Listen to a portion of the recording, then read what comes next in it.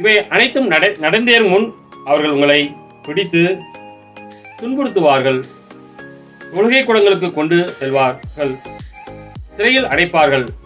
என் பெயரின் பொருட்டு அரசரிடமும் ஆளுநரிடம் எடுத்துச் செல்வார்கள்.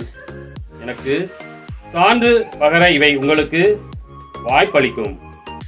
அப்போது என்ன பதில் அளிப்பது என முன்னதாகவே நீங்கள் கவலைப்பட வேண்டாம். இதை உங்கள் மனத்தில் வைத்துக் கொள்ளுங்கள்.